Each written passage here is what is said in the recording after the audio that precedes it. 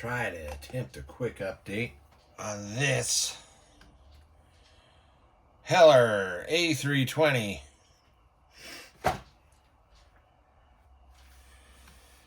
And I'm now convinced this kit is terrible. Especially for accuracy. It's not accurate at all. Anyway,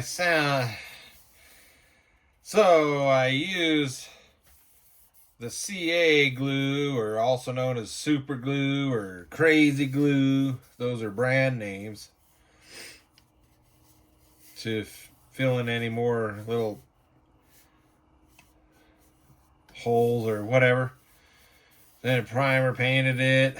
Looks like I have to do a little bit more sanding, but I'm at the point where it's like, why? Because this thing is so inaccurate, and all I want to do is hang it from the ceiling, just be done with it.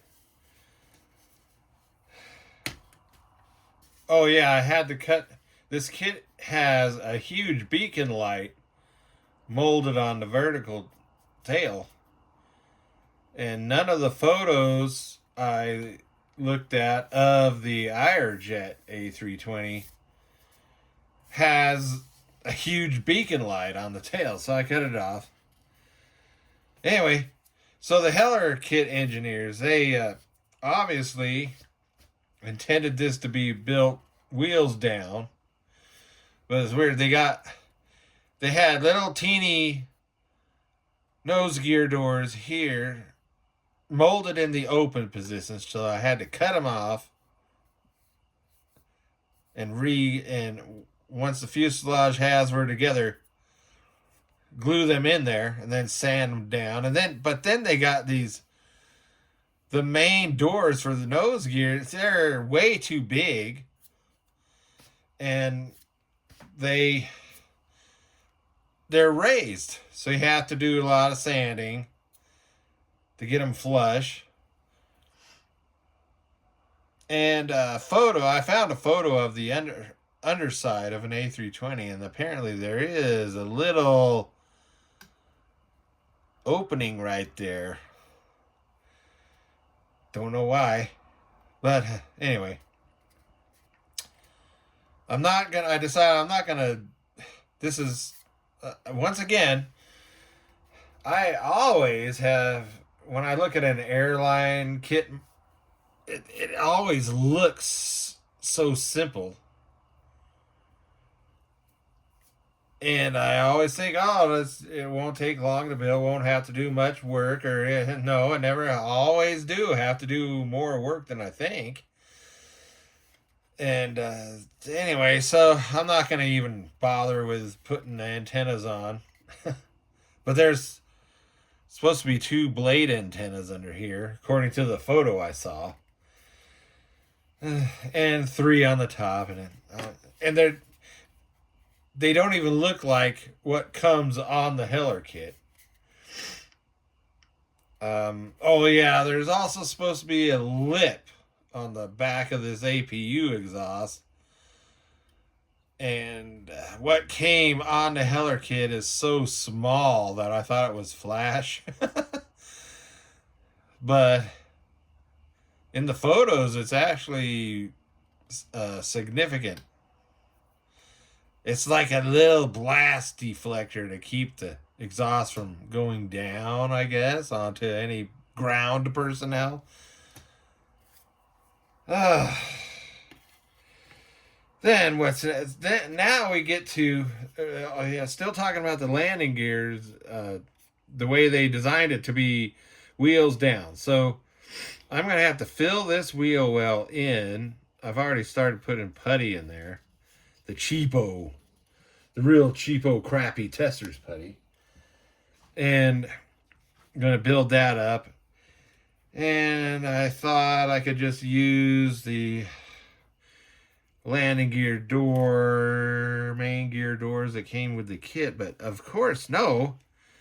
Because as in with many kits where they are intentionally molded to have the landing gear down, the doors don't jive with the wheel well openings. So I have to reshape the doors. I also had to cut a piece. So when this door opens on the real aircraft, there's also another little door that comes up over the big door. So I had to cut that off. And then I'm going to have to use some plastic to fill in where it should be right here. Like probably one of my plastic bread bag tabs. Clips which are made out of polystyrene. But anyway, that's why I hate kits that were designed from the get-go to be wheels down. Doesn't give you much options. And my obsession with building wheels up aircraft goes all the way back to about 1977, when my mother finally made a compromise with me to allow me to openly display my aircraft kits. See, my mother hated models. I did not have any kind of support for my model building when I was a kid. I actually had to sneak the models in to the house, and when I was done working on it, I had to hide them away. And I started in 1973, and anyway, my mother she really hated the monster model kits the most. She called them idolatry and of the devil and all this stuff. And but she hated, after monster kits, she hated military kits. And because she felt that she also had, I bought the military comic books, Sergeant Rock and Sergeant Fury and Haunted Tank, and I bought that anyway. And whenever she found them, she threw them away. She threw away if she got a hold of any of my model kits, she threw them away. And her excuse for the military kits is they were gonna turn me into a serial killer. That's what she actually said. And anyway, so one of her biggest excuse for throwing away my model kits that I accidentally left out while I was building or whatever, or inspecting them after they were built, her